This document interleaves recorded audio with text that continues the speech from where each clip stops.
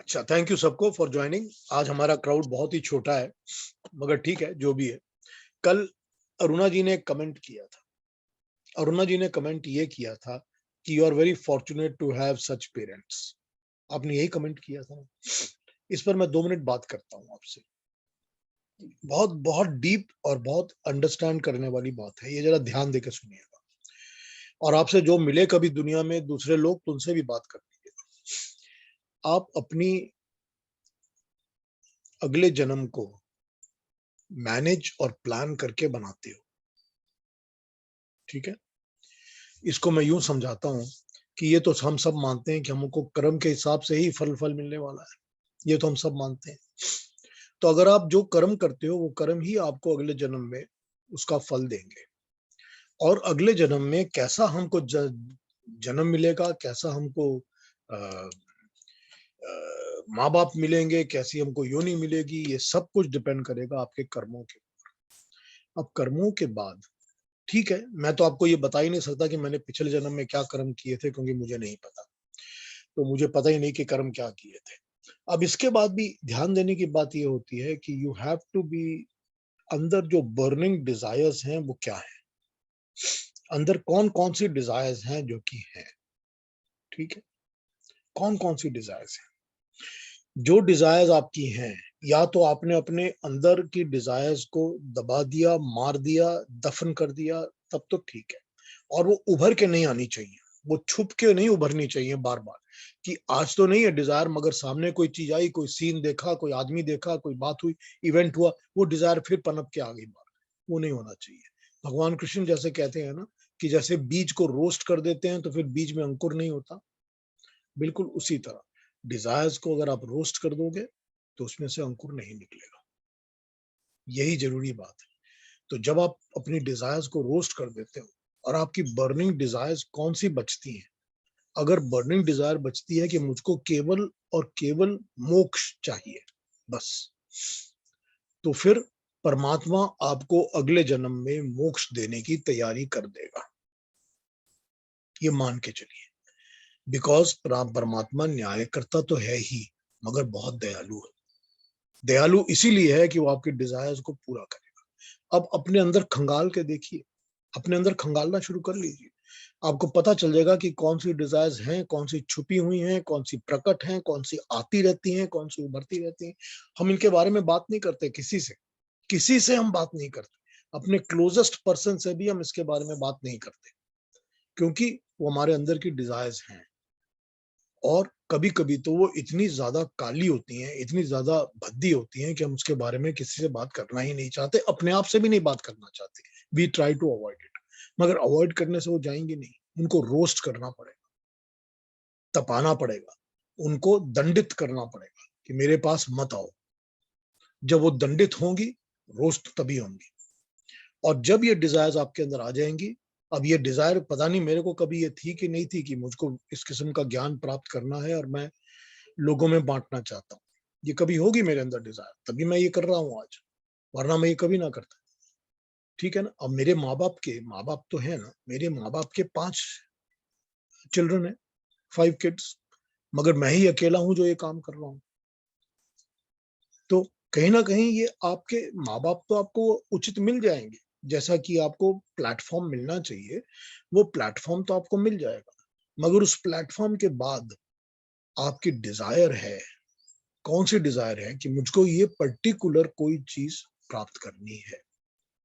जब आपको वो डिजायर्स की तरफ आपका रहेगा, फोकस रहेगा, तो वो चीज आपको मिलेगी, वो परमात्मा आपको दिलाएगा।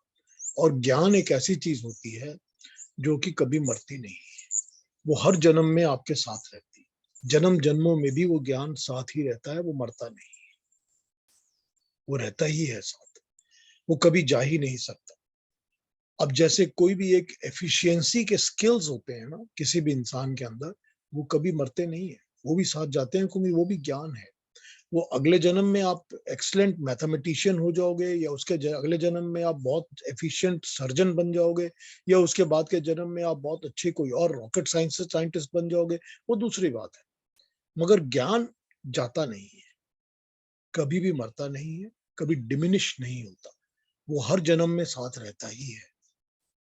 ठीक है, ये है, दिस इज द वे। आप अपने अगले जन्म को कंट्रोल करना चाहते हो, आप मेडिटेशन के द्वारा उसको समझ देख सकते हो। हमने मेडिटेशन पे बात की है थोड़ी सी, हम आज उस पर आगे बात करने वाले हैं। मेडिटेशन के अंदर कल जैसे मैंने बात की थी, पहले मैं अरुणा जी से पूछ लेता हूँ कि अरुणा जी, आपने जो कल कमेंट किया था, मैंने क्या उसके ऊपर कुछ ठीक आपको बताया है? लगा कि आपको कि ठीक समझ में आ रहा है? हाँ हाँ, मुझे ठीक समझ में आया। और मुझे ये भी याद आया जब आप बात कर रहे थे कि भगवान श्री कृष्ण ने भी अर्जुन से ये कहा है, जब अर्जुन ने पूछा कि मेरी तपस्या आधी, अगर किसी की, मेरी नहीं, किसी की भी आधी रहती है और उसकी मृत्यु हो जाती है तो उसका क्या हो जाता है अगले, तब भगवान श्री कृष्ण ने इसी तरह से उसको जवाब दिया है। ठीक बात, बिल्कुल ठीक बात। लेकिन कल आपने मेरा डाउट क्लियर हो गया। बहुत अच्छा, अच्छा एक्सप्लेन है ना, ठीक प्रॉपर है ना? बहुत बहुत कल अच्छा। आपने एक और कमेंट किया था about our yesterday's meditation session, yes आपने व्हाट्सएप भेजा था। यस। ठीक है, एक बार उसको बोल दीजिए, क्या कहा था आपने? इतना यानी मेडिटेशन करना, यानी किसी चीज पे कंसंट्रेट करके ध्यान लगाना, इतना ही मुझे मालूम था। लेकिन आपने जो डिटेल्स बताए कि कैसे शुरुआत करनी चाहिए, पहले प्रिपरेशन कैसे होनी चाहिए, directly you can not do. बहुत आसानी से लोग बोलते हैं मैंने आज मेडिटेशन किया, नहीं, वो इतनी आसान चीज नहीं है। आपको खुद को पहले तैयार करना पड़ता है। ये मेरे समझ में आ गया कल आपने जो बताया। ऐसे सीधा उठ के आप मेडिटेशन पे नहीं जा सकते यार, वो नहीं सक्सेसफुल हो सकता। वो एक बात। और मंत्रों को लेकर मेडिटेशन करते हैं, ये तो मैंने कभी सुना ही नहीं था। इतना अच्छा लगा जो ओम का आपने जो डिवाइड करके बताया, अ उ और म का, वो तो बहुत ही बढ़िया है। यानी अभी मेडिटेशन करने के लिए बहुत ही आसान हो जाएगा इसके ऊपर। यही मेरा कहना था। थैंक यू रुना जी। मैं भी, यही मेरा पर्पस है कि चीजें साफ हो जाए, समझ आए, बस यही पर्पस है, ऐसा ही होना चाहिए। थैंक यू रुना जी।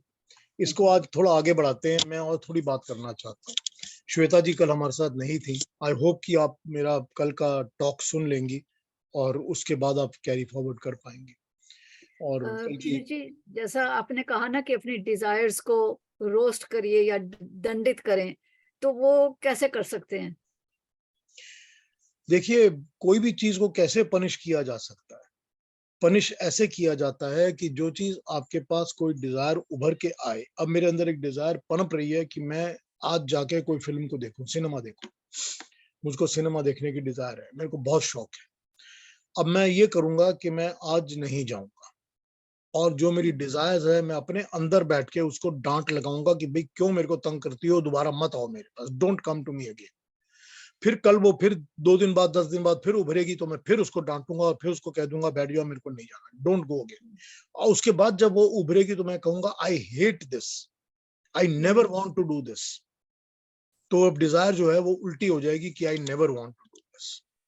तो इसी तरह से जो भी डिजायर अंदर आती हैं उनको दंडित करिए, उनको पनिश करिए, उनको पनपने मत दीजिए, क्योंकि हाँ जी, आपको हाँ जी। पता है कि आपके अंदर से कैसी डिजायर उठती है। अगर आप उनको फीड करेंगे तो वो फीड होंगी, जब वो फीड होंगी तो वो ग्रो करेंगी।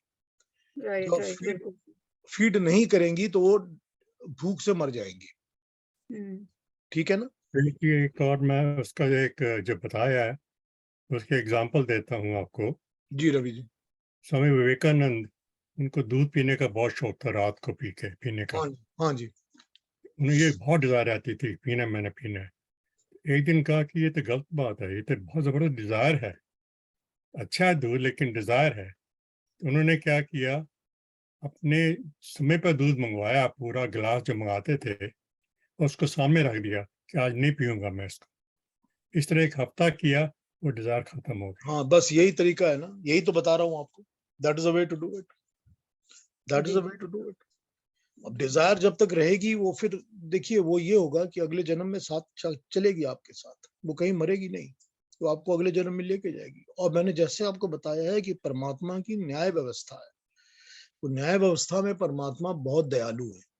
वो आपको बिल्कुल वही डिजायर्स के हिसाब से आपको जन्म का स्थान दे देगा जहां की ये सारी आपकी डिजायर्स और आपके कर्म सारे पूरे होंगे, वही दे देगा। तो फिर मांग, जब देने वाला आपके पास बैठा है तो मांगो वो जो कि अच्छा है, जो कि हमको चाहिए। ये बिल्कुल। छोटी मोटी उल्टी सीधी चीजें मांगने से क्या फायदा है? फिर परमात्मा से मांगो कि परमात्मा मुझे ज्ञान दो, परमात्मा मुझे मोक्ष दो, परमात्मा मुझे आगे बढ़ाओ।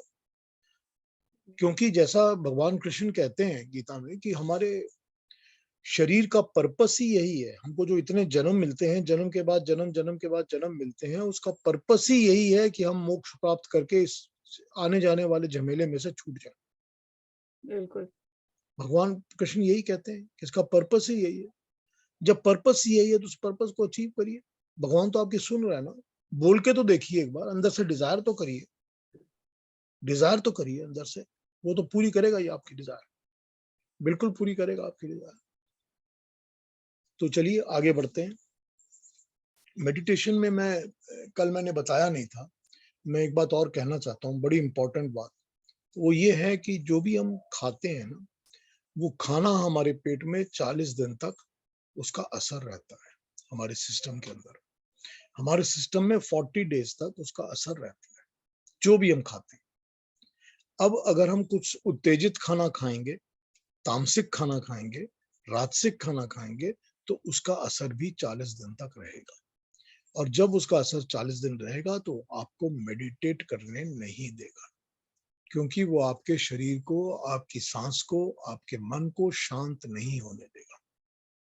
और जब तक ये शांत नहीं होंगे तब तक आप मेडिटेशन नहीं कर सकते। सो ये बहुत जरूरी याद रखना ही पड़ता है, बहुत जरूरी बात है ये। अब यहाँ पर जो स्पेशली वेस्टर्न वर्ल्ड में, पता नहीं आजकल इंडिया में भी शायद फैशन हो गया होगा, कि जो लोग बैठा के मेडिटेशन कराते हैं कि आइए हमारे साथ, हम मेडिटेशन की क्लासेस चला रहे हैं, बैठ जाइए 15 मिनट 20 मिनट हमारे साथ बैठिए, क्वाइटली हो गई मेडिटेशन, घर जाइए। वो दैट इज नॉट मेडिटेशन। वो सारी मेडिटेशन नहीं होती। वो साइलेंटली बैठने की प्रैक्टिस हो सकती है कि हमने चुपचाप बैठ के प्रैक्टिस कर लिया, या हमने सांसों पे कॉन्सेंट्रेट कर लिया, मगर वो मेडिटेशन नहीं होती। अब जैसे मैंने आपको कल मंत्रों की बात बताई है कि आप मंत्रों की ध्वनि के ऊपर अपना ध्यान लगा सकते हैं, और बहुत जरूरी है कि ज्यादा मंत्र मत करिए, बिकॉज ज्यादा मंत्र हैंडल नहीं होते नॉर्मल इंसानों से। तो मंत्र, जैसे कल कहा आपको कि ओम इटसेल्फ इज वन मंत्र, पूरा का पूरा ओम एक मंत्र है, अपने अंदर ही एक मंत्र है। तो अ, उ और म को समझिए, और पूरे ओम को एक मंत्र समझ के उस मंत्र के ऊपर आप पूरा मेडिटेशन कर सकते हैं। अब ओम के ऊपर तो आपको मिल जाता है बहुत सारा मटेरियल, जैसा कि आपको ऑडियो कैसेट्स या ऑडियो सीडीज या यूट्यूब या इन पर मिल जाएंगे कि सिर्फ ओम का उच्चारण चाहिए। तो वो आस्ते आस्ते आस्ते आस्ते ओ इस तरह का चलता रहता है। आप उसको चला सकते हैं और उस पर मेडिटेट कर सकते हैं अगर आप चाहें। It's an easy way to do it. इसके साथ साथ ये जरूरी हो जाता है कि आप थोड़ा सा ध्यान अपने सांसों पर भी दीजिए।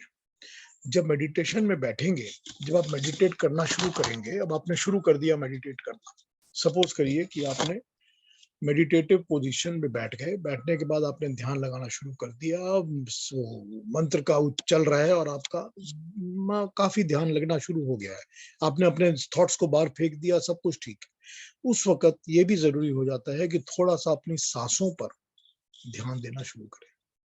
क्या ध्यान? ये ध्यान कि जो मेरे नाक से सांस बाहर जा रही है उसकी थोड़ी सी वार्मथ, क्योंकि जो बाहर जाती है सांस, वो बाहर जाने वाली सांस गर्म होती है, वो वार्म होती है, क्योंकि वो शरीर से निकल रही है तो वो वार्म होती है। तो उसकी थोड़ी सी वार्मथ मेरी नाक के टिप पर लग रही है, अपर लिप पर लग रही है। अपर लिप पे फील होती है जब वो वार्म सांस निकलती है, बाहर आती है। तो एक तो इसको फील करिए कि वो जो मेरे ऊपर टिप पे वार्म सांस फील हो रही है, और दूसरी जो मैं कोल्ड ले रहा हूँ सांस, जो अंदर जा रही है, वो ठंडी सांस है। वो ठंडी सांस मेरी नासिकाओं के थ्रू मेरे सारे शरीर में प्रवेश कर रही है। अब जैसे जैसे हम लोग मंत्रों से मेडिटेट कर सकते हैं, उसी तरह से हम सांसों से भी कर सकते हैं। फिर ये होता है कि हम सांसों की जो अंदर जाने की फीलिंग होती है, वो फीलिंग हम बिल्कुल पूरी 7 चक्रों तक कर सकते हैं, कि जो मैंने सांस बाहर से खींची है वो मेरी सांस पेट तक जाके नहीं रुक रही, वो नीचे मूलाधार तक जा रही है, मूलाधार से फिर वो ऊपर ट्रैवल कर रही है, ट्रैवल करते करते नाभि से करके उसने मस्तिष्क तक कर लिया, करने के बाद अब वो बाहर निकल रही है। और अब बाहर निकलने के बाद अब वो सब जगह से वैसे ही जैसे गई थी वैसे ही बाहर आ रही है, और जैसे बाहर आ रही है वैसे ही अंदर जा रही है। तो दिस इज अनदर वे कि अगर आप मंत्रों की जगह सिर्फ सांस पर भी मेडिटेट करना चाहें तो आप कर सकते हैं। ठीक है, दिस इज अनदर वे। और खाना बहुत जरूरी हो जाता है, बिकॉज पेट पे खाना तो बहुत दिनों तक रहता है, बहुत लंबे टाइम तक रहता है। मैं कई बार ये एग्जाम्पल बोल चुका हूँ, दे चुका हूँ आपको, मैं फिर दे देता हूँ आपको, इस बात को बता देता हूँ, मुझे कोई हिचकी नहीं है बताने में। मैं अपनी वाइफ का, धर्मपत्नी का एग्जाम्पल दिया करता हूँ। मेरी धर्मपत्नी जिनकी डेथ हो चुकी है, उनका एग्जाम्पल दिया करता हूँ आपको।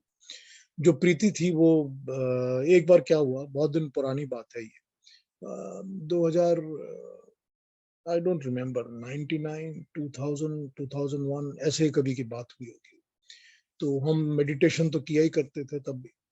तो एक बार प्रीति जो है वो अपनी इंडिया के विजिट के लिए कलकत्ता चली गई। अब सारे उसके रिलेटिव्स, फ्रेंड्स, फैमिली वगैरह सब कलकत्ता में ही रहते थे।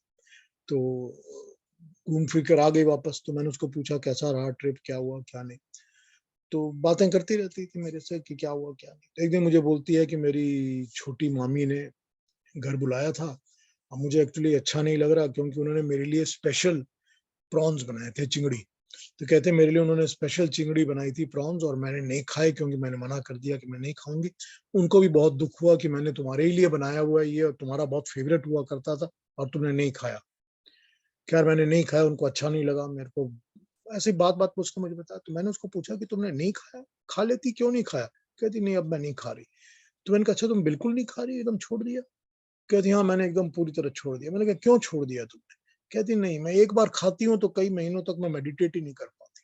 आई can not sit in meditation if I have it once. ये फर्स्ट हैंड एक्सपीरियंस बता रहा हूँ आपको, बिल्कुल फर्स्ट हैंड एक्सपीरियंस। ये मेरी धर्मपत्नी की बात है जो उसने अपने आप मुझे बताई है। मुझे भी नहीं पता था, ये नहीं पता था मुझे, क्योंकि हम ये बातें नहीं किया करते थे। हमारे घर में तो आता ही नहीं कुछ, हम तो वेजिटेरियन लोग हैं घर में। हमारे घर में तो कुछ आता ही नहीं नॉनवेज खाने के लिए। वैसे भी जब प्रीति, कभी हम लोग रेस्टोरेंट वगैरह जाया करते थे चाइनीज खाने या कुछ खाने, तो कभी कभी ले लिया करती थी। सो उसका तो इतना ही था बस। मगर उसने वो भी कब बंद कर दिया था मुझे नहीं पता। I really did not know that. और फिर उसने मुझे ये बताया कि मैंने इसलिए नहीं खाया क्योंकि मैं एक बार खाती हूँ तो कई महीनों तक मैं मेडिटेट नहीं कर सकती। See how it affects our body, how it affects our system. और यहाँ पर जो लोग बैठे हैं जो कि सुबह शाम गोरे लोग दुनिया भर की उल्टी सीधी चीजें खाते रहते हैं, और फिर वो जाके किसी योगा एंड मेडिटेशन क्लास में बैठते हैं और बोलते हैं मैंने मेडिटेट कर लिया। तो ये समझ में ही नहीं आता कि ये कैसे हो सकता है। It's not possible, it's just not possible. खैर, मैं किसी भी चीज को भला बुरा नहीं कहता कि ये मत खाइए या वो मत खाइए। जिसका जो दिल करे वैसे जिए, वैसे खाए, वैसे रहे। आई कैन नॉट कंट्रोल एनीबडीज कि क्या मॉरल्स क्या होने चाहिए, ये मैं कंट्रोल नहीं करता। पर यही है कि मैं सिर्फ इतना बता सकता हूँ कि मेडिटेशन में ये चीज बाधा देती है, ये तो पक्का है। तो कल हमने क्या किया था कि कल हमने मेडिटेशन की प्रक्रिया पे बात की थी कि क्या करना चाहिए जिससे कि आप इजीली मेडिटेशन को अचीव कर सकें। कल हमने उस पर बात की थी, और उस पर बात करने के बाद मैंने आपको बताया था कि आप कैसे बैठें, क्या करें उसके पहले और क्या नहीं। तो आज उस पर मैंने थोड़ा सा ऐड ऑन कर दिया है कि खाना जो होना चाहिए वो भी ऐसा होना चाहिए जो कि हैवी ना हो, ताकि हजम हो और पेट के अंदर रहकर वो तंग ना करे, विचारधारा को तंग नहीं करना चाहिए। बहुत राजसिक खाना भी नहीं होना चाहिए, बहुत ज्यादा तेल मसाला मिर्ची ये सब भी नहीं होनी चाहिए, बिकॉज ये भी तंग करती है, ये भी मेडिटेशन नहीं करने देती। सो ये सब चीजों का ध्यान रखना पड़ता है। अब इसके बियॉन्ड कल हमने ओम पे बात की थी कि सिर्फ ओम को अगर हम मंत्र ले लेते हैं तो वो ओम के मंत्र का क्या अर्थ बैठता है और उसको हम किस तरह समझें। कल हमने ओम पे बात की थी और ओम को मैंने समझाया था। आज हम शुरू करते हैं भूर्भुवः स्वः। जैसा आपको मैंने बताया था कि जैसे ओम अकेला एक पूरा मंत्र है कि आप सिर्फ ओम के ऊपर मेडिटेशन कर सकते हो, Om itself is a complete one mantra. उसी तरह से ओम भूर्भुवः स्वः भी एक मंत्र है कंप्लीट। आगे बढ़े ना बढ़े तो भी चल जाएगा काम। भूर्भुवः स्वः ये भी एक मंत्र है कंप्लीट। आइए आज इस पर थोड़ा बात करते हैं, इसको समझाता हूं आपको कि भूर्भुवः स्वः का क्या मतलब बैठता है, उससे क्या समझें। जब हम मेडिटेट करते हैं उस वक्त हम इसको क्या समझें और इसको कैसे आगे बढ़ाएं अपनी लाइफ में। ठीक है, चलिए।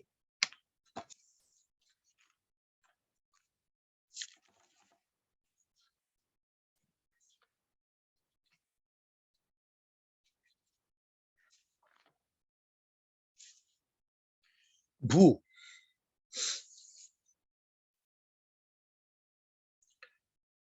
मैंने ये आपको बताया था कल कि भू से पृथ्वी लोक, भुवा से अंतरिक्ष लोक और द्यू से स्वह से द्यूलोक, ये आपको मैंने कल बताया था।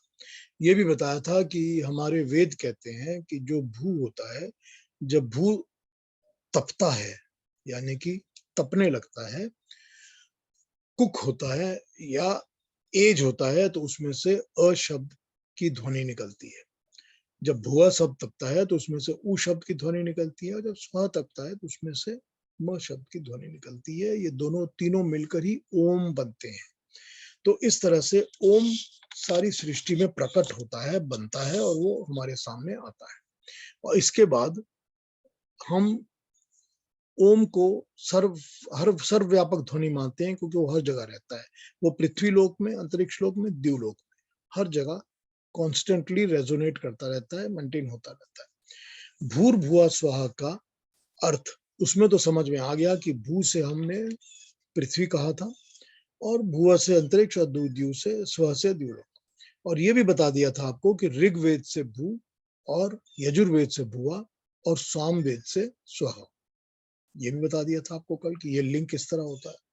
अब ये समझना होगा कि भू का जो अर्थ होता है वो होता है जो कि सदा विद्यमान रहता है, जिसकी एक सत्ता होती है, इंडिपेंडेंट आइडेंटिटी जो हमेशा रहती है, ये होता है भू। ठीक है, भू का मतलब होता है जिसकी एक आइडेंटिटी हमेशा रहती है, सत्तावान। तो सत्ता किसकी है? परमात्मा की है, क्योंकि परमात्मा तो हमेशा रहता है। तो परमात्मा की सत्ता तो है ही। दूसरी सत्ता किसकी है? सत्ता पृथ्वी की है, क्योंकि जब पृथ्वी बन जाती है तो वो एक लोक बन जाती है, वो इंडिपेंडेंट एंटिटी बन जाती है। वो धरती है, पृथ्वी है, उसकी एक एंटिटी बन गई, तो वो भू, उसको इसीलिए भूलोक कहते हैं। उसी से शब्द भूमि बनता है। भूमि का भी अर्थ वही होता है कि पृथ्वी के अंदर जो जमीन होती है वो भूमि होती है। तो भूमि का भी वही अर्थ होता है जो भू से बनता है। तो भू इंडिपेंडेंट, सबकी जो सत्ता है वो भू है। तो परमेश्वर तो भू है ही, क्योंकि वो सदा सत्तावान है और सदा विद्यमान है, हर काल में रहता है, और बियॉन्ड टाइम भी रहता ही है वो हमेशा। ये भू प्राण को भी कहते हैं, क्योंकि प्राणियों के अंदर जीवन भू से ही आता है। तो भू से प्राणियों का भी कहा जाता है, प्राणियों का भी भू से ही कहा जाता है कि भू से प्राणी है। तो प्राणी भी भू से है, ठीक है ना, वो भी भू। तो प्राण के अलावा जो प्राणियों के अंदर फूंक डालने वाला प्राण है वो भी भू से आता है, क्योंकि वही से हम शब्द समझते हैं जो स्वयंभू बनता है। स्वयंभू, जो परमात्मा स्वयं प्राण स्वरूप है, परमात्मा जो स्वयं प्राण स्वरूप है, उसको हम स्वयंभू कहते हैं। वो स्वयंभू बनकर ही सब प्राणियों के अंदर अपना आधार बनाता है। सबके जीवन का आधार वो परमात्मा ही है। तो हम भूलोक और पृथ्वीलोक, इनको हम सबको फिर भू शब्द के साथ अटैच करते हैं। तो जब आपने भू पे कंसंट्रेट करना हो कि आपने सिर्फ भू भुआ स्वाहा पे कंसंट्रेट करना है, ओम शब्द पे आपने कंसंट्रेट कर लिया है, तो भू के ऊपर आपको कंसंट्रेशन में ये अर्थ लेने पड़ेंगे कि भू से वो होता है जो सत्तावान होता है, जिसकी सत्ता हमेशा रहती है, जो हमेशा विद्यमान रहता है, वो है भू। जो सदा सत्तावान है, जो हमेशा ही रहता है, वो भू है। अब उसके अलावा भू स्वयंभू से निकलता है, यानी कि जो प्राण देता है सबके अंदर, जो स्वयं प्राण है और सबके अंदर प्राण देता है, प्राणदायक है, वो है स्वयंभू। तो जब इस अर्थ पर आप चिंता करेंगे, अब इसको और विस्तार में नहीं करना चाहता, बिकॉज जितना विस्तार करेंगे उतना थोड़ा बहुत कंफ्यूजन शुरू हो जाएगा। तो जब आप इस अर्थ पे रहेंगे तो आपको ये पता रहेगा कि हमको भू पे कंसंट्रेशन किस पे करनी है। तो जब आप भू पे कंसंट्रेशन करेंगे तो शब्द की तरह वो खुलने लगेगा आपके सामने कि हमने इसको पृथ्वी भी कहा, भू से परमात्मा भी कहा, भू से सदा सत्तावान परमात्मा कहा जो हमेशा विद्यमान रहता है, भू से प्राण देने वाला भी कहा, जो प्राणियों में प्राण होता है वो भी भू होता है, और स्वयंभू भी वही है जो कि प्राण देने वाला है। तो ये भू इस तरह से समझकर उस पर मेडिटेट किया जा सकता है। भुआ पे आते हैं। भुआ चित्त से बनता है, कॉन्शियस से। कॉन्शियस सॉलिड नहीं होती, वो पृथ्वी का पार्ट नहीं होती। जिस तरह से भू जो था वो पृथ्वी से बना हुआ है या पृथ्वी की सॉलिडिटी से निकलता है या सॉलिड को रिप्रेजेंट करता है, भुआ जो है वो सॉलिड को रिप्रेजेंट नहीं करती, क्योंकि वो चित्त से बनती है। और जो सबको चेतना देता है, प्रेरित करता है, सबको चेतना देता है, सबके चितों को प्रेरित करता है, वो परमात्मा भुआ कहलाता है। तो भुआ वो है जो कि सबको हमेशा चेतना देता है, हमेशा प्रार्थना प्रेरणा देता है कि किस तरह से इंस्पिरेशन देके मनुष्यों का काम कराया जाए। सत तो प्रकृति भी है और सत जीवात्मा भी है, ठीक है ना। सत जब हम कहते हैं कि प्रकृति भी सत है, जीवात्मा भी सत है, लेकिन प्रकृति जो है उसके अंदर भाव नहीं होता, उसके अंदर चेतना नहीं होती। भाव या चेतना जीवात्मा के अंदर होती है, प्रकृति के अंदर नहीं होती। और क्योंकि भू की प्राप्ति के पश्चात हमने भुआ की बात की है, तो डिपेंडिंग अपॉन दी प्राणदाता, जब प्राण दे दिया उसने, तभी हमारे अंदर चेतना और हम अंदर भाव का जन्म हुआ। तो भू पहले था, उससे फिर भुआ आया। भुआ तब आया जब अंदर प्राण आए, भू ने हमको प्राण दिए, उस भू के प्राण देने से हमको चेतना भी मिली और हमारे अंदर भाव भी आया।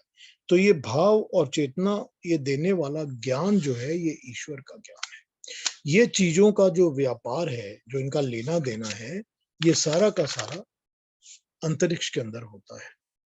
तो भुआ से हम अंतरिक्ष को समझते हैं और भुआ से हम चेतना को समझते हैं और भाव को समझते हैं, ठीक है। कि परमात्मा ने, और अब हम भू में जब हम सत्ता की बात कर रहे थे तो भू तो पृथ्वी की बात भी हमने की थी, मगर जब हम भुआ की बात करते हैं तो पृथ्वी से हम डिटैच हो चुके हैं। अब हम पृथ्वी के साथ जुड़े हुए नहीं रहते हैं। अब हमारे अंदर भाव आ गया है, चेतना आ गई है, कॉन्शियसनेस आ गई है। तो उस भुआ को समझकर आपको आगे बढ़ना है।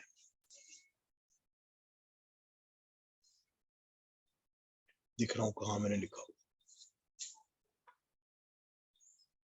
तो भू से जैसे प्राण समझ में आता है और भुआ से जैसे अपान समझ लिया जाता है, उसी तरह से जो दुखों का छुटकारा देने वाला है, जो स्वयं सब दुखों से रहित है, वो परमात्मा भुआ है।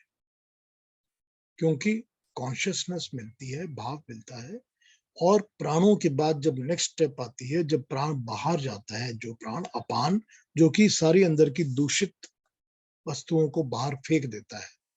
अंदर प्राण जो जाता है वो शुद्धता लेके आता है, जो बाहर निकलता है वो अंदर की गंदगी को बाहर निकालता है। तो जब बाहर निकालता है सारा कुछ तो उसको अपान कहते हैं। तो जब अपान हो गया बाहर जाने वाला, तो उस वक्त जो अंदर की गंदगी है वो बाहर निकल गई, और बाहर निकलने से अंदर जो है वो सुख की प्राप्ति हो गई, क्योंकि दुख जो है वो बाहर छूट गए बिना।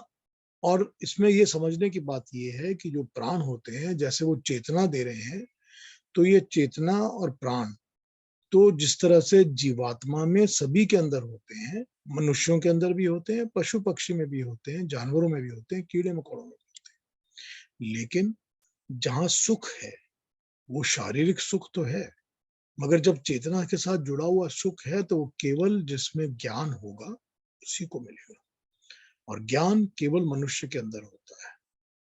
तो जब तक ज्ञान नहीं होगा, बिना ज्ञान के दुखों से छुटकारा नहीं मिल सकता। बिना ज्ञान के पशु के रूप में जन्म लेने से छुटकारा नहीं मिल सकता। जो पशु है उसकी योनियों में जन्म लेने से छुटकारा बिना ज्ञान के नहीं मिल सकता।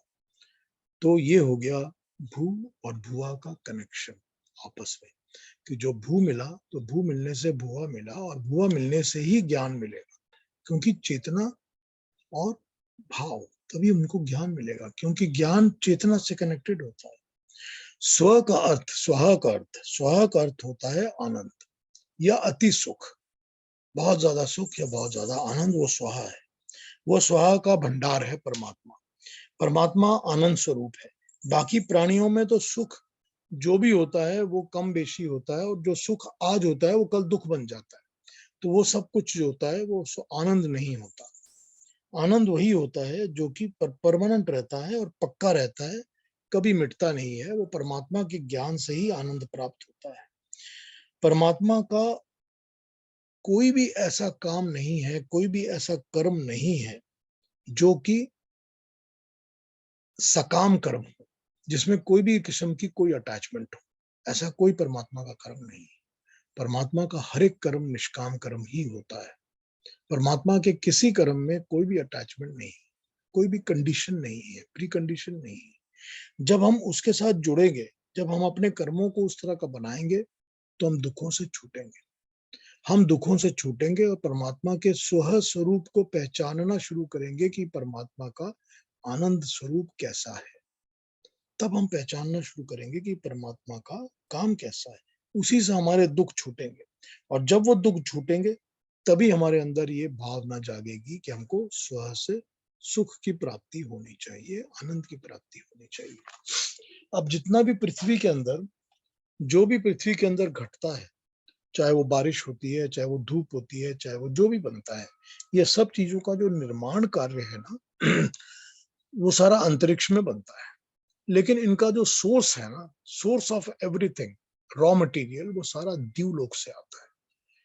तो इसीलिए द्यूलोक को स्वलोक कहा गया है, क्योंकि वह स्वलोक परमात्मा द्वारा क्रिएटेड ऐसा एक लोक है जो कि केवल ही केवल आनंद ही देता है हमारे सारे लोगों के अंदर। हम सब के अंदर वो केवल आनंद देता है। तो भूर भुआ स्वाहा के ऊपर जब हम मेडिटेट करेंगे, तो ओम भूर भुआ स्वाहा, तो पहले ओम पर ध्यान लगाएंगे कि ओम के हमने क्या अर्थ समझे थे। भू से हमने क्या समझा कि भू से सत्तावान परमात्मा है जो कि परमानेंट है, हमेशा रहता है। भुआ से वो प्राणदायक परमात्मा है जिसने हमको प्राण दिए हैं, और प्राण देकर उसने हमको कॉन्शियसनेस या चेतना दी है। तो हमने उस चेतना का आभास किया कि हमारे अंदर वो कॉन्शियसनेस या चेतना है। और स्व से हमने ये प्राप्त किया कि क्योंकि हमको परमात्मा ने ज्ञान भी दिया है, तो हम उस ज्ञान के द्वारा ही परमात्मा के नाम का स्मरण करके आनंद के धाम तक पहुंच सकते हैं। कि हमको ये परमात्मा का जो ज्ञान है कि परमात्मा भू है या भुआ है, ये ज्ञान भी हमको तभी मिला है क्योंकि हमको परमात्मा ने ये दिया है। अगर हमको परमात्मा मनुष्य का जन्म ना देता तो हमको ये ज्ञान नहीं प्राप्त होता। और अगर मनुष्य का जन्म दे के भी हमको ये एक एसोसिएशन नहीं देता, या किताबों के थ्रू नॉलेज नहीं देता, या पेरेंट्स के थ्रू नहीं देता, किसी गुरु के थ्रू नहीं देता, तो हमको ये ज्ञान प्राप्त नहीं होता। तो हमको जब ये ज्ञान प्राप्त नहीं होता तो फिर उस ज्ञान से हमको आनंद तो कभी मिलना ही नहीं था। लेकिन अब क्योंकि हमको परमात्मा ने प्राण दिए हैं, कॉन्शियसनेस दी है, शरीर दिया है, और हम शरीर के द्वारा, कॉन्शियसनेस के द्वारा, प्राणों के द्वारा ज्ञान प्राप्त कर सक रहे हैं, तो हम उस ज्ञान को प्राप्त करके परमात्मा के आनंद की ओर बढ़ रहे हैं। ये हमारा मोक्ष का लक्ष्य है। ये लक्ष्य है कि हमको आनंद प्राप्त करना है। तो जब आप ओम भूर भुआ स्वाहा पे कॉन्सेंट्रेट करेंगे, तो आप इस पर बात सोचेंगे। क्या सोचेंगे? ओम भूर भुआ स्वाहा। बस इसी के ऊपर आप कॉन्सेंट्रेट करके अपना मेडिटेशन कर सकते हैं कि हमने सारी मेडिटेशन ओम भूर भुआ स्वाहा पे करनी, एंड दैट इज इनफ। बस इसी पे ध्यान लगाइए, क्योंकि काफी शब्द हैं और काफी भावनाएं हैं, बहुत सारी हैं। तो इन भावनाओं को ही पकड़कर इन्हीं पर आप अपना कंसंट्रेशन, मेडिटेशन करना शुरू करिए। यही बहुत है, यही आपको पार ले जाएगा, और आपको कुछ भी नहीं चाहिए। लेकिन क्योंकि मैंने आपको कल 2 मंत्र बताए थे, तो मैं आपको बाकी के गायत्री मंत्र की बात भी कर देता हूँ। तो आप अगर चाहें तो फिर यही होता है कि आप गायत्री मंत्र के ऊपर मेडिटेट कर सकते हैं। तो जैसे मैंने आपको बताया कि पूरा का पूरा गायत्री आप सब जगह मिल जाता है, अपने सीडीज पर भी और यूट्यूब पर भी और सब जगह। तो हमने गायत्री बजाना शुरू कर दिया और बजता रहा आस्ते आस्ते, और हम गायत्री के ऊपर मेडिटेट करते गए। अब गायत्री मंत्र के ऊपर जो मेरा अपना अनुभव, पर्सनल एक्सपीरियंस है, वो ये है कि जब गायत्री मंत्र बज रहा होता है तो सारे के सारे मंत्र के अर्थ के ऊपर एक साथ कॉन्सेंट्रेट करना पॉसिबल नहीं होता, मुश्किल होता है। तो ये होगा कि जब आपने पहली बार सुना तो उसके पहले सेंटेंस के ऊपर आपने कॉन्सेंट्रेट किया, जब 2-3 बार 4 बार चल गया तो वो पहले सेंटेंस पर ही आप कॉन्सेंट्रेट कर रहे हैं। उसके बाद जब बजना शुरू हुआ तो आपने दूसरे सेंटेंस पे कॉन्सेंट्रेशन शुरू कर दी, उसके बाद अर्थों के ऊपर विचार शुरू कर दिया, उसके अर्थ आपके दिमाग में घूमते रहे। उसके बाद जो तीसरा वाला बजना शुरू हुआ तो उसके बाद फिर थोड़ी देर के बाद आप थर्ड सेंटेंस के ऊपर कॉन्सेंट्रेशन शुरू कर दीजिए। बच तो वो पूरा का पूरा रहा है, पूरा ही मंत्र बोल रहे हैं, लेकिन आपका ध्यान जो है अब वो तीसरे पर आ गया है, third part of the sentence. तो उस पर आप जब मेडिटेट कर रहे हैं तो फिर वो पूरे का पूरा अर्थ खुलने लग जाता है। जब आप इस तरह करेंगे तो फिर ये होगा कि फिर वो पूरे के अर्थ को समझने की कैपेसिटी दिमाग के अंदर आ जाएगी। फिर आपको ये नहीं लगेगा कि मैंने मिस आउट कर दिया बिकॉज द मंत्र वेंट अवे टू फास्ट, ये नहीं होगा। तो हमने भूर्भुवः स्वः तो कर ही लिया था। तत् सवितुर वरेण्यम, हे परमात्मा, तत् वो सब कुछ, दैट सवितु सविता में जो भी वरेण्यम है, वरण करने योग्य है, ऐसी चीज जो मुझे वरण करनी चाहिए, जो मुझे लेनी चाहिए, वरण करने योग्य, जो भी मुझे प्राप्त हो जानी चाहिए, मुझे मिलनी चाहिए, मेरे पास होनी चाहिए। तो वर्ण करने योग्य तो परमात्मा का ज्ञान ही है, परमात्मा ही है। लेकिन हम प्रार्थना किससे कर रहे हैं? प्रार्थना हम कर रहे हैं सविता से। कल मैंने आपको बताया था कि सविता एक बहुत डिटेल्ड सब्जेक्ट है, इस पर हम लोग 2-3 इस तरह की क्लासेस कर सकते हैं, लेकिन मैं आपको एक पैराग्राफ पढ़ के सुनाऊंगा, just as an introduction to the word Savita. ठीक है, तो सविता के अंदर जो भी कुछ वर्ण करने योग्य है, सविता में जो भी वर्ण करने योग्य, तत् सवितुर वरेण्यम भर्गो देवस्य धीमहि। भर्ग, भर्ग मतलब होता है हीटेड एनर्जी, अपना तेज, वो चीज जो कि हमारे अंदर इमीडिएटली प्रेशर के साथ जा सकती है, वो होता है भर्ग। भर्ग बिजली भी होती है जो कड़कती है ऊपर से, कि वो जब कड़क के गिरती है तो वो भर्ग होता है, इतनी तेज से गिरती है, उसके अंदर इतनी एनर्जी, इतना पावर, इतनी हीट होती है कि वो भर्ग की तरह गिरती है। तो भर्ग होता है परमात्मा का वो तेज जो कि अंदर आ सकता है, जो कि हीट के साथ, प्रेशर के साथ मिलता है। तो भर्गो देवस्य धीमहि, देवों की सहायता से, दिव्य शक्तियों की सहायता से। कौन सी दिव्य शक्तियां? जो भी दिव्य शक्तियां परमात्मा ने हमको दी हुई है, हमारे दिमाग में, हमारे मस्तिष्क में जो भी ऐसी शक्तियां हैं, ज्ञान की शक्तियां हैं, एडेप्शन की, पकड़ लेने की, ले लेने की, जो भी ऐसी शक्तियां हैं, उनके द्वारा धीमहि, धी के अंदर वो आके समा जाए। धियो यो नः प्रचोदयात्, मेरे ब्रेन के अंदर, धीमहि, मेरी चिंता के अंदर, क्योंकि हर मनुष्य सिर्फ अपने ब्रेन से ही काम करता है। हर मनुष्य, हर जानवर भी अपने ब्रेन से ही काम करता है, सब अपने ब्रेन से ही काम करते हैं। तो ये जरूरी होता है कि जब तक मेरा ब्रेन ट्यून नहीं होगा, मैं उस तरह का काम नहीं कर पाऊंगा। तो भर्गो देवस्य धीमहि, मेरे उस धी के अंदर देवस्य, दिव्य गुणों को भर्ग के द्वारा भर दीजिए। ठीक है, दिव्यस्य, दिव्य गुणों को भर्ग के द्वारा अंदर पुश कर दीजिए, भर दीजिए। धियो यो न प्रचोदयात्, प्रचोदयात् इज टू इंस्पायर, कि मुझे आप इंस्पायर करिए, मेरे धियो को इंस्पायर कर दीजिए उन सब चीजों के साथ, ताकि मैं गलत जगह ना जाऊं, मैं उन्हीं के रास्ते पर चलूं, क्योंकि इवेंचुअली तो मुझे वही करना है जो कि मेरा दिमाग या मेरी बुद्धि मुझे कहेगी, मैं वही करूंगा, मैं हमेशा ही वही करता आया हूं, अभी भी करूंगा। तो उस धीमहि का मैं जब प्रयोग करूंगा तो वो धियो यो ना प्रयोग प्रचोदयात की तरह प्रयोग हो जाएगा। न हमारी धियो बुद्धियों को प्रचोदयात, प्रेरणा कीजिए, प्रेरणा दीजिए। अब एक चीज क्या होती है कि वैदिक पद्धति में हम कोई भी चीज जो है परमात्मा से जब प्रार्थना करते हैं, मांगते हैं, तो हम किसी भी प्रार्थना में मैं नहीं कहते, हम हर प्रार्थना में हम कहते हैं। हम हमेशा चाहते हैं कि सारी मैनकाइंड को, हमारे सारे ग्रुप को, हमारे सारे लोगों को, परिजनों को, सबको ये मिले। हम कभी सेल्फिशली, सिंगुलरली मेरे लिए नहीं मांगते। हमारी किसी प्रार्थना में ऐसा नहीं है।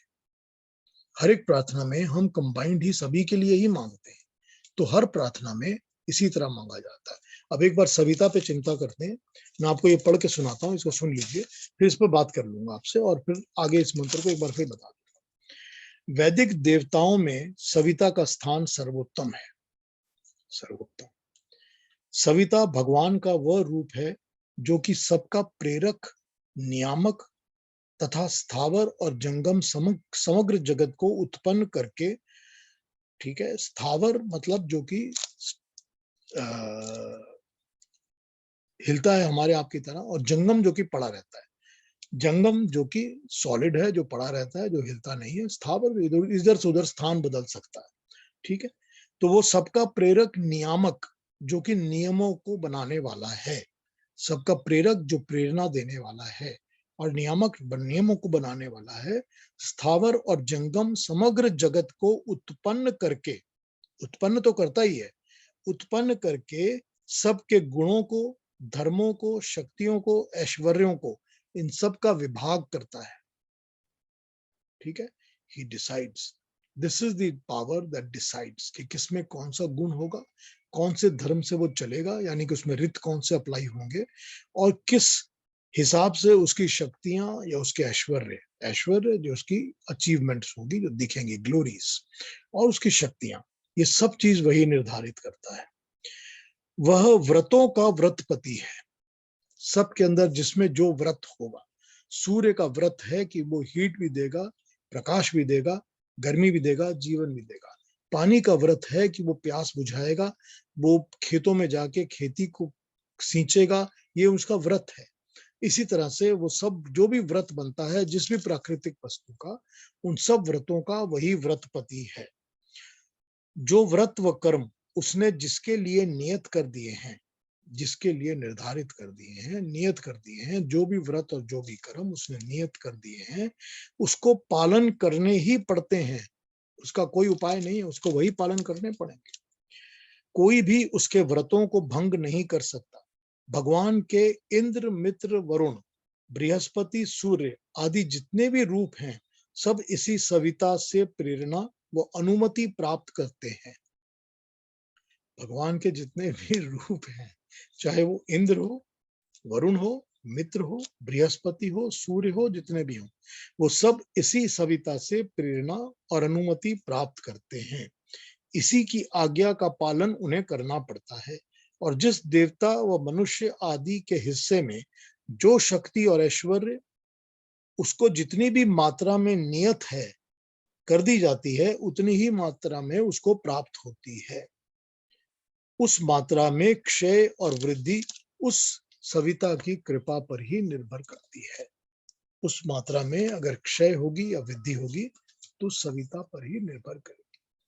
ये वो सविता देव है। मैंने बिल्कुल एक छोटा सा पैराग्राफ आपको पढ़ के बताया है, ठीक है। ये पूरी की पूरी किताब ही सविता के ऊपर है। वो सविता को समझना इसी तरह पड़ेगा हमको। थोड़ा सा कॉम्प्लेक्स लग रहा है, मगर आस्ते आस्ते दिमाग में ये बात बैठ जाएगी। और उस सविता से हम प्रार्थना करते हैं कि तत् सवितुर वरेण्यम, उस सविता में जो भी कुछ वर्ण करने योग्य है, जिसको हम वर्ण कर सकते हैं, हमको वर्ण करना चाहिए, योग्य, जो योग्य है वर्ण करने योग्य। क्या ये वर्ण करने योग्य था कि हम झूठ बोले? क्या ये वर्ण करने योग्य था कि हम किसी के साथ अत्याचार करें? ये नहीं था। हमने इन चीजों को अडॉप्ट किया है, लेकिन वर्ण करने योग्य क्या है सविता का, हमको अब इस पे ध्यान देना है। उस परमात्मा का, जो परमात्मा नियामक है, प्रेरक है, सभी को बनाने वाला है, सभी के तरीकों को सेट करने वाला है। तो अगर हम गलत करेंगे तो गलत मिलेगा, ये तो उसी ने सेट किया हुआ है। ये सविता के ही बनाए हुए नियमों पे चलकर ही होने वाला है कि गलत करेंगे तो गलत ही मिलेगा, अच्छा तो मिलेगा ही नहीं। तो ये हमको समझ जाना चाहिए कि वरेण्यम क्या है, कि सविता के अंदर कौन सी वर्ण करने योग्य चीज है। तो उस सविता में जो भी वरेण्यम है, वो हमको परमात्मा अपने भर्ग के तरीके से, अपने पावरफुल शक्ति के तरीके से, अपने एनर्जी वाले स्ट्रोक से, अपने बड़े स्ट्रॉन्ग इंस्पिरेशन से हमको हमारी बुद्धियों में प्रेरित करके दीजिए, ताकि हमारी बुद्धि उसी मार्ग पे चले।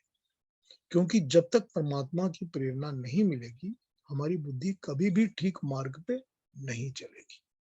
ये हमेशा ही फिसलेगी, प्रकृति से अट्रैक्ट होगी, और प्रकृति से अट्रैक्ट होकर गलत मार्गों पे भटकने और चलने लगेगी, फंस जाएगी, ये ठीक मार्ग पे नहीं चलेगी।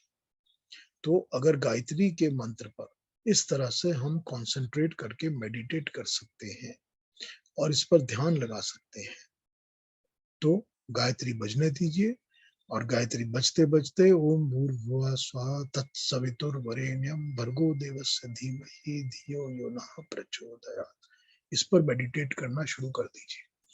जब आप इतना शुरू करेंगे, इतना ही बहुत है, इसी में आपका पूरा ध्यान, पूरी मेडिटेशन लग जाएगी, इसी में ध्यान, इसी मेडिटेशन लग जाएगी। इसके बियॉन्ड ये this is more than enough, it is more than enough. ये ऑलरेडी ओवरलोडिंग है, ओवरवेलमिंग है। यही बहुत होता है मनुष्य को मेडिटेटिव स्टेट्स में ले जाने के लिए। लेकिन इसके बियॉन्ड आपको जो भी कुछ और चाहिए, आपको लगेगा कि मुझे और भी भूख है, इस पर मैंने कर लिया, मेरी मेडिटेशन सद गई, मेरा बहुत अच्छी तरह से ध्यान लग रहा है, मैं समाधि की तरफ बढ़ रहा हूँ, ठीक है, अगले मंत्र पे भी आ जाएंगे, उसके बाद भी आ जाएंगे, उसमें कोई चिंता नहीं। बहुत सारे मंत्र हैं, 20,000 मंत्र अवेलेबल हैं, उसमें कोई चिंता नहीं। आप करते जाइए, अडॉप्ट करते जाइए, लेते जाइए, जैसा मर्जी करते जाइए। मगर अभी गायत्री तक मैंने ये आपको समझा दिया कि किस तरह इसको समझे और किस तरह से ओम भूर्भुवः स्वः और पूरी गायत्री के ऊपर किस तरह मेडिटेट करें, मेडिटेशन की तैयारी किस तरह से करें, और मेडिटेशन की तैयारी करके किस तरह से बैठें, ताकि मेडिटेशन बैठे, एस्टेब्लिश हो सके, समाधि बैठ सके, ध्यान बैठ सके, और उस ध्यान के द्वारा हम परमात्मा का चिंतन और उसका अनुभूति कर सके। परमात्मा का अनुभव और अनुभूति जब होने लगेगी, कल मैंने आपको उसकी इंडिकेशन बताई थी कि जब होने लगेगी, तब आपका ध्यान लंबे समय तक लगने लगेगा, तब सारे शरीर में लगेगा कि जैसे चींटियों का चलन हो रहा है, सारे शरीर में वो हल्की हल्की हल्की हल्की हल्की हल्की हल्की हल्की जैसे कोई चींटी चल रही है सारे शरीर में, अंदर नर्व्स के अंदर इस तरह की फीलिंग शुरू हो जाएगी। और वो नर्व्स के अंदर फीलिंग होने से ही वो सारी की सारी अंदर अपने आप ही वो प्रक्रिया होने लगेगी, और आस्ते आस्ते आस्ते आस्ते ये एक इंडिकेशन है कि मेरा ध्यान लग रहा है, यही एक इंडिकेशन है कि मेरा ध्यान लग रहा है। और इस ध्यान के लगने के बाद कब किस स्टेज पर आप ऐसे लेवल पे पहुंच जाओगे कि आपको लगेगा कि मुझको परमात्मा के आनंद की अनुभूति होने लगी है। जब ये होगा तो अपनी अनुभूति पूरी तरह बंद हो जाएगी, मैं हूं ये नहीं रहेगा, ये पता भी नहीं रहेगा, और इसका आभास भी नहीं होगा, जरूरत भी नहीं होगी। लगेगा कि मुझे अपनी जरूरत भी नहीं है, ना मुझे अपनी जरूरत है, ना शरीर की है, ना पृथ्वी की है, ना किसी चीज की, अपनी किसी चीज की जरूरत नहीं। तब ये लगेगा कि अब मुझे परमात्मा की अनुभूति पूरी होने लग गई है। तब मोक्ष का मार्ग प्रशस्त होगा, तब लगेगा कि मैं अब परमात्मा से मोक्ष की मांग कर सकता हूँ कि हे परमात्मा, तेरे आनंद को अनुभव कर रहा हूँ और मुझे मोक्ष के मार्ग की तरफ ले चलो।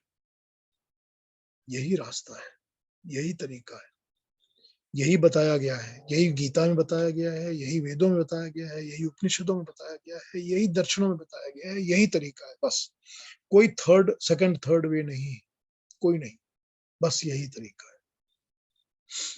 तो मैं अब अगला मंत्र जो है हमारा महामृत्युंजय मंत्र, उस पर मैं आज बात शुरू नहीं करूंगा, उस पर अब नेक्स्ट वीक करेंगे। अब नेक्स्ट वीक भी मेडिटेशन और मंत्रों पे ही कैरी ऑन कर लेंगे, और आप चाहेंगे तो मैं पूरी चीज को एक बार रीहैश करके दोबारा बता दूंगा, और कोई भी और चीज होगी जिसको समझाने की जरूरत होगी तो मैं समझा भी दूंगा, फिर से मंत्रों का अर्थ समझा दूंगा अगर आप चाहेंगे तो, और फिर से इन पर चर्चा कर लेंगे।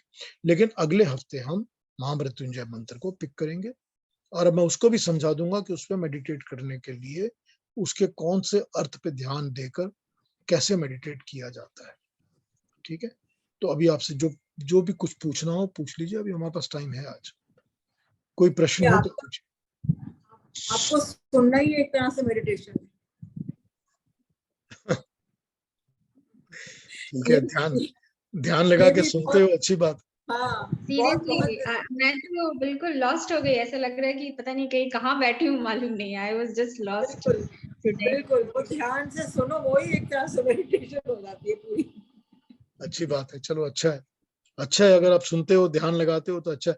वैसे मैं एक बात बताता हूँ कि जो रिकॉर्डिंग्स सुनते हैं ना, उसमें फिर वो असर नहीं होता, बिकॉज रिकॉर्डिंग जो होती है वो थोड़ी कोल्ड हो जाती है, उसके इफेक्ट्स कोल्ड हो जाते हैं।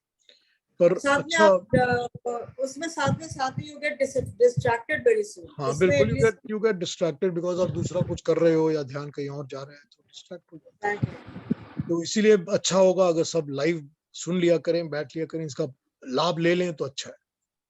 सर मेरे लिए तो ये हैबिट हो गया है, एवरी सैटरडे संडे 7 o'clock को if I am not ready I feel so restless. Yesterday I was sitting in puja, I was not able to get up, but मेरा ध्यान इधर ही था। So I was like oh God. So I mean it's really अच्छा है, अच्छी amazing. बात है श्वेता जी, बहुत अच्छी बात है, अच्छी बात, नहीं, अच्छी बहुत अच्छा लगा, अच्छी बातें बहुत मिल रही हैं, अच्छा ज्ञान मिल रहा है तो ले लेना चाहिए। नहीं, मुझे अभी समझ में आ रहा है कि मैं पता नहीं कब से मेडिटेशन कर रही हूँ। लगता है I have been when I was in 12th, तब से कोशिश कर रही हूँ, बट मुझे लगता है कि है क्या ये मेडिटेशन, ऐसे चुपचाप से बैठ जाओ और जो चीज नहीं सोचना है वो सारी बातें उस समय आती है दिमाग में। आई मीन मेरे बिल्कुल साथ तो ऐसा हुआ है। बिल्कुल आती हैं, बिल्कुल। कल का मेरा जो टॉक थी ना, उसको सुन लीजिएगा प्लीज। उसमें जो उसको हाँ। मेडिटेशन पहुंचने तक क्या करना चाहिए ये मैंने पूरा समझाया है, ठीक है, how to prepare yourself for meditation. तो कल की टॉक को सुन लीजिएगा जरूर, तो आपको समझ में आ जाएगा कि उसमें क्या समझाया है। फिर उस पर कोई प्रश्न होगा तो अगले हफ्ते में फिर ले लूंगा, कोई प्रॉब्लम नहीं है, सर आई विल एक टेक इट। आज आज का मेरा डाउट है, आपने जैसे भोजन के बारे में बताया तो इट्स रियली थॉट प्रोवोकिंग। मैं सोच रही हूँ कि ऐसा होता है शायद, जिस दिन जब फास्ट करती हूँ तो आई फील सो रिलैक्स और इतना पीसफुल लगता है, बट जब कुछ खा लिया तो seriously it has great impact. But sir ये तामसिक भोजन क्या है? ये बोलते हैं अनियन नहीं खाओ, गार्लिक नहीं खाओ, तो ये सब भी होता है क्या, नहीं खाना है? बाकी सारी चीजें मुझे समझ में आती है, जैसे ज्यादा ऑयली खाया, बट जैसे अनियन और गार्लिक ये तो नेचर का ही पार्ट है ना, इट्स प्लांट नहीं, प्लांट का ही प्रोडक्ट। अनियन गार्लिक जो है वो राजसिक में ही आते हैं, तामसिक में नहीं आते। तामसिक भोजन में 90% सिर्फ मीट्स आते हैं, और वो भी रॉ मीट्स आते हैं, अनकुक्ड। तो जो तामसिक भोजन है मतलब वो राक्षसों का भोजन माना जाता है, जिसके अंदर मोस्टली मीट्स आते हैं, और मीट्स भी वो आते हैं ज्यादा, उसमें वो भी मीट्स आते हैं जो कि अनकुक्ड मीट्स होते हैं, रॉ। ठीक है, ये सारा कुछ तामसिक में आ जाता है, सारे मीट्स तामसिक में आ जाते हैं, हर किस्म का, वो सब तामसिक भोजन है। जो गार्लिक और अनियन है वो राजसिक में आ जाते हैं। जो भी प्लांट बेस्ड है, जो भी ग्रोथ हुआ है, वो सब राजसिक में आते हैं। तो राजसिक खाने से भी क्या होता है कि शरीर के अंदर एक एक्साइटमेंट रहती है, और क्योंकि एक्साइटमेंट रहती है तो वो आपको मेडिटेट करने नहीं देती, वो आपको ध्यान लगाने में बाधा देती है, क्योंकि अंदर से शरीर एक्साइटेड है, तो एक्साइटमेंट रहेगी अंदर। इसीलिए राजसिक खाने से क्या होता है कि ध्यान लगाना मुश्किल होता है।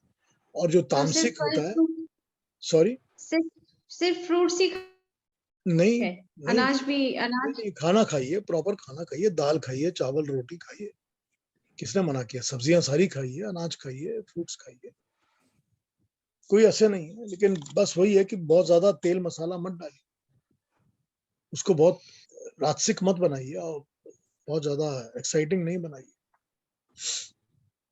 नहीं, मुझे ये प्याज, I mean onion and garlic पे हमेशा से डाउट होता है कि इसको क्यों नहीं, जैसे कोई भी फेस्टिवल है, पूजा पाठ है, घर में बोलेंगे सब कुछ बनाओ, सात्विक बनाओ, अनियन नहीं डालना, गार्लिक नहीं डालना, तो ये नहीं, उसका अनियन और गार्लिक उसका कारण सिर्फ एक ही है। उसमें देखिए, गार्लिक और अनियन दोनों शरीर के लिए बहुत अच्छी चीजें हैं, they are very good for your body. और क्योंकि वो शरीर के लिए अच्छी हैं तो उनको खाने से लाभ होता है, क्षति नहीं होती, लाभ होता है। तो अगर वो शरीर के लिए अच्छी हैं और परमात्मा द्वारा बनाई गई चीजें हैं और उनको खाने से लाभ होता है, तो उनको बुरा तो हम कह ही नहीं सकते, we can't say that they are bad.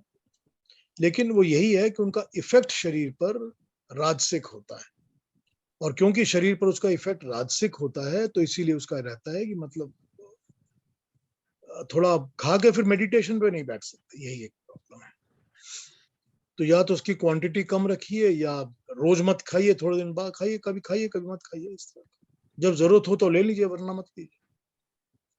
और एक और चीज है कि पूरी तरह से कच्चा मत लीजिए, थोड़ा कुक कर लीजिए, तो कुक करने से उसका इफेक्ट कम हो जाता है। ठीक है ना? हाँ जी। उसी की कैटेगरी में जिंजर भी आता है वैसे। क्या मैं Sorry? पूछ सकती हूँ? हाँ बोलिए बोलिए अरुणा जी। अभी तक ये मंत्रों के बारे में जो आपने बताया जिसका मेडिटेशन में उपयोग किया जा सकता है, तो हाँ जी। ये सुनने से पहले मुझे सिर्फ इतना ही मालूम था कि ये जो मंत्र है जो संस्कृत में है और इनका उच्चारण सही तरह से होना चाहिए कि जिसके कारण एक पर्टिकुलर काइंड ऑफ वेव्स बनती है, साउंड वेव्स, और उसका असर होता है। तो ये तो बोलने की चीज है, लेकिन आपने जो बताया मेडिटेशन के लिए वो तो शांति से उसके अर्थ के ऊपर कंसंट्रेट करना है, ये एक दूसरा एस्पेक्ट हो गया। तो मेरा ये क्वेश्चन है कि ये जो मंत्र है, क्या हम साइलेंटली इसको अगर ध्यान में लाते हैं विदाउट वोकल नहीं है, हम शांति से साइलेंटली अगर हम ध्यान करते तो भी इसका असर आने वाला है? मैंने आपको दोनों बातें बताई ना। मैंने आपको ये बताया कि अगर आप चाहते हैं तो इसको मंत्र को सिर्फ सुन सकते हैं, तो वो साइलेंटली हो गया ना। अगर आप इसको YouTube पे या किसी CD पे प्ले कर रहे हैं तो वो साइलेंट हो गया, क्योंकि आप बोल तो रहे नहीं, आप सिर्फ सुन ही रहे हैं और आपका जो ध्यान है वो सारा अर्थों पर ही है, तो साइलेंट ही हो गया। हाँ, जब आप उच्चारण करते हैं तो उच्चारण करते वक्त भी अगर आप उच्चारण कर सकते हैं तो उच्चारण करते वक्त भी आप ध्यान लगा सकते हैं। अगर आपको अपना दूसरे किसी के रिकॉर्डेड नहीं सुनने हैं तो अपने उच्चारण से भी आप उस पर ध्यान लगा सकते हैं, उसी तरह जैसे कि आप सुन के लगा सकते हैं, क्योंकि आपकी अपनी वाणी है तो आपको अपनी आवाज भी सुनती है।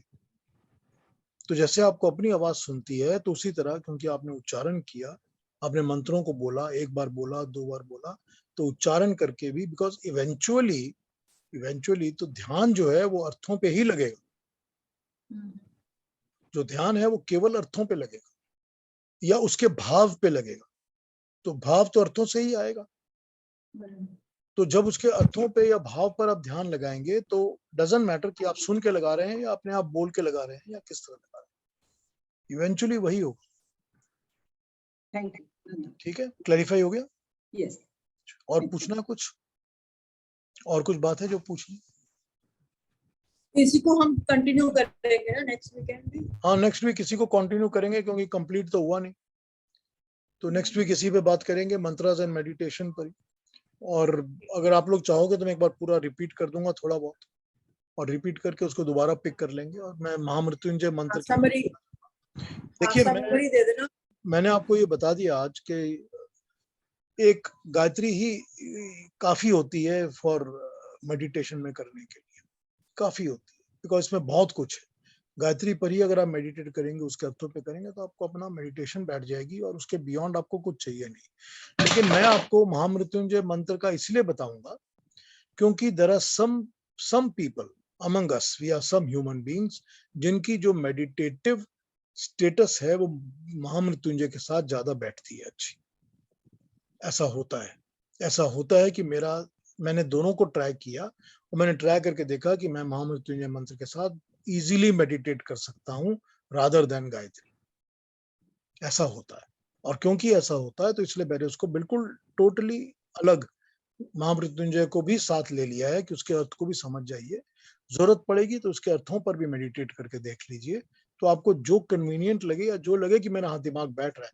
ये मनुष्य की प्रकृति के ऊपर डिपेंड करता है, हर मनुष्य की अपनी अलग प्रकृति होती है, उस पर डिपेंड करता है।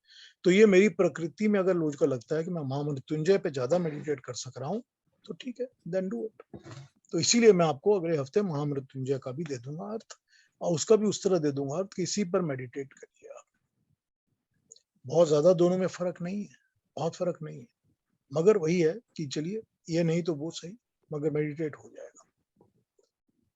ठीक है, कोई और बात, और कुछ पूछना है आज? अभी आवाज कट रही है बहुत ज्यादा। आज मेरी आवाज कट रही है? नहीं, ठीक अभी है, आवाज तो ठीक है। अच्छा ठीक है, अच्छा। बहुत बहुत धन्यवाद, बहुत अच्छा लगा। अच्छा, मैंने अपना वो पोजीशन चेंज कर ली शायद, फ्रीज हो इसलिए रही है कट रही बार बार, फ्रीज हो रही है। बहुत ही अच्छा लगा। अच्छा लगे तो बस ठीक है, समझ में आए तो बस हाँ। ठीक है, यही नहीं होना चाहिए। मैं वेट मतलब मैं देखती हूँ कि मतलब चाहती हूँ कि महामृत्युंजय को भी सुनूं तो ट्राई करूं, क्योंकि अब तक तो हमेशा गायत्री पर ही हमेशा से ही गायत्री पर ही करती आई हूँ। तो लेट्स सी कि महामृत्युंजय पर मैंने किया नहीं है कभी, पर अभी आप बताएंगे तो आई विल ट्राई कि नहीं, भी वो कैसा। महामृत्युंजय भी बहुत पावरफुल मंत्र है और पावरफुल होने के कारण उस पर मेडिटेशन बहुत अच्छी होती है। हाँ, क्योंकि बचपन से ही गायत्री मंत्र का ही मतलब घर में हाँ, वही बिल्कुल, सिखाया गया, वही किया गया, तो हमेशा गायत्री मंत्र पर ही कंसंट्रेट करते हैं। और मैं वो ऑडियो नहीं लगाती हूँ, अपने अंदर ही मन में जैसे बोलते हैं ना, हाँ ठीक है, तो ठीक है, उसी पे ही मतलब मेरा ध्यान ज्यादा लगता है। हाँ ठीक है, बिल्कुल ठीक है, अच्छा है वो भी, बहुत अच्छा। अगर उच्चारण करके बोले तो भी अच्छा, ठीक है, अच्छा। कोई प्रॉब्लम नहीं उसमें। मगर वो अल्टीमेटली ध्यान जो है वो उसके अर्थ के भाव पर ही लगेगा, अर्थों पे भाव जाना पर ही चाहिए। लगेगा ध्यान। जब भाव आएगा दिमाग में तभी वो उस तभी पर ध्यान लगेगा, बिल्कुल। वही जरूरी है। हाँ जी, और कुछ, कोई और पूछना है, कोई और कमेंट्स हैं किसी के? बस बहुत श्वेता जी, अच्छा लगा। अरुणा जी, कुछ और बोलेंगी? नहीं सर, बहुत अच्छा सेशन है। आई एम तो still thinking lot many things. तो नेक्स्ट वीक में और कुछ पता नहीं क्या क्या थॉट्स आते हैं, आई विल डेफिनेटली शेयर।